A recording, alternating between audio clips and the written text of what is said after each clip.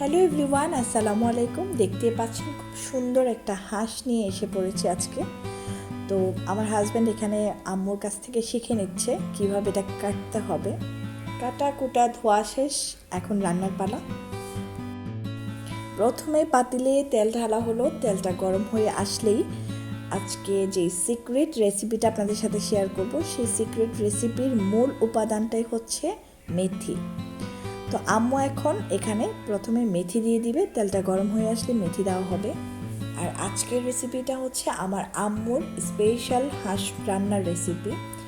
অবশ্যই ভিডিওটা না টেনে সম্পূর্ণ দেখার অনুরোধ রইল। মেথিটা একটু ফুটে উঠলেই দিয়ে দিল এখানে পরিমাণ মতো পেঁয়াজ কুচি। তো যেহেতু আস্ত একটা হাঁস রান্না হবে, এই যে আমার আম্মু রান্না করতেছে, আর রান্নাঘরের লাইটের আলোটা একদম কম বলেই আমি এখানে রিং লাইট ব্যবহার করেছি। এই যে পেঁয়াজটা একটু হয়ে আসলে এর ওপর দিয়ে দিচ্ছে গরম মশলাগুলো। আস্ত গরম মশলা ইউজ করেছে, কোনো রকম গরম মশলা গুঁড়া ব্যবহার করবে না এই রান্নাতে। প্রথমে দেওয়া হলো জিরা গুঁড়া। এখানে প্রায় আপনার উঁচু 3 চা-চামচ জিরা গুঁড়া দিয়েছে। তারপর দেওয়া হচ্ছে ধনে গুঁড়া। আর ধনিয়া গুঁড়োও আমার আম্মু এখানে প্রায় 3-3.5 চা-চামচের মতো দিয়েছে। এরপর এগুলোকে হালকা একটু নেড়ে চেড়ে এখানে দিয়ে দিচ্ছে পেঁয়াজ, আদা, রসুন বাটা। আর এখানে আপনারা দেখতে পাচ্ছেন আমার আম্মু কিন্তু কোনো মেপে টেপে কোনো কিছু করছে না, উনি ওনার মতো করেই করছে।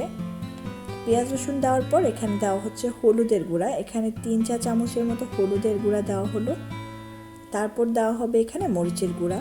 মরিচের গুঁড়াটা আপনারা ঝাল অনুযায়ী দিবেন।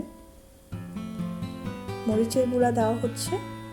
হলুদ মরিচের পর এখন দিয়ে দেওয়া হবে লবণ। পরিমাণ মতো লবণ দিয়ে দিল। আসলে এখানে লবণ দেওয়ার পর এগুলোকে নেড়ে চেড়ে একটু পানি দিয়ে এখন এটাকে খুব ভালো করে কষানো হবে।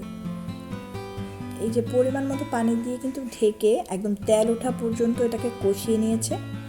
এখন হচ্ছে রেডি করা একদম ফ্রেশ মাংসটা দিয়ে দিচ্ছে। আসলে আজকের রেসিপিটাতে আমি আসলে রেসিপি দেখাচ্ছি কিনা জানি না, আমি দেখাচ্ছি হচ্ছে আম্মুর রান্নার ধরনটা। আশা করি আপনাদের ভালো লাগবে। জাস্ট ওনার রান্নার ধরনটাকে ফলো করে আপনারা মানে আপনাদের অনুযায়ী হাঁস রান্না করে দেখবেন। ট্রাস্ট মি, আপনারা একবার রান্না করে দেখবেন কত মজা হয় এই হাঁস রান্নাটা। আমার কাছে মনে হয় অনেকেই হাঁস রান্না পছন্দ করে না। অনেকের কাছে শুনেছি হাঁস খায় না, কারণ হাঁসের থেকে একটা ব্যাড স্মেল পাওয়া যায়। তো আমার কথা হচ্ছে আপনারা এইভাবে এই রেসিপিটা ফলো করে রান্না করে দেখবেন। এই রান্নাতে আম্মু কোনো স্পেশাল মশলা বা কোনো কিছুই ব্যবহার করেনি। নর্মাল মশলা যা যা দরকার ছিল সেগুলোই দিয়েছে, তবে একটু টেকনিক অ্যাপ্লাই করেই রান্নাটা করেছে। এভাবে কষাতে হবে। আমার আম্মুর কথা হচ্ছে মশলাটা যত কষানো হবে তত নাকি রান্নার স্বাদ বেড়ে যাবে।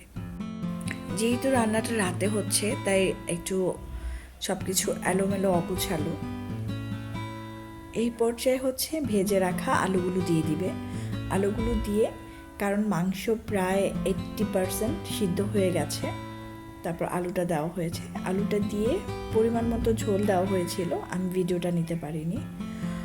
তো এই যে রান্না শেষ পর্যায়ে এসে গেছে, কি সুন্দর তেল উঠেছে, কালারটা অনেক সুন্দর হয়েছে, আর দেখতে কত লোভনীয় লাগছে, তাই না? আমি আসলে খুব শর্টকাটভাবেই আপনাদের সাথে রেসিপিটা শেয়ার করেছি। তো এই হচ্ছে রান্না, খুব ইয়াম্মি হয়েছে। আর আমরা কিন্তু এই রাতের বেলা এইটা দিয়ে হচ্ছে রুটি দিয়ে সবাই হাঁসের মাংস খাবে। মাংসটা কতটা সফট হয়েছে সেটা দেখানোর জন্য আমি একটা বাটিতে তুলে নিচ্ছি। তো আমার রেসিপিটা কেমন লেগেছে অবশ্যই কমেন্টস করে জানাবেন। আশা করি আপনাদের কাছে ভালো লাগবে। আর আমার একটু ঠান্ডা লেগেছে, তাই গলার অবস্থা অনেক খারাপ, এর মধ্যে আমি ভয়েস দিয়েছি। এই যে কত সুন্দর সফট হয়েছে আর কি সুন্দর সিদ্ধ হয়েছে, মাশাআল্লাহ, খেতে অনেক মজা হয়েছে। সবাই দোয়া করবেন আমার জন্য। সবাই ভালো থাকবেন, সুস্থ থাকবেন। অবশ্যই রেসিপিটি বাসায় ট্রাই করে দেখবেন। আজ এই পর্যন্ত, আল্লাহ হাফেজ।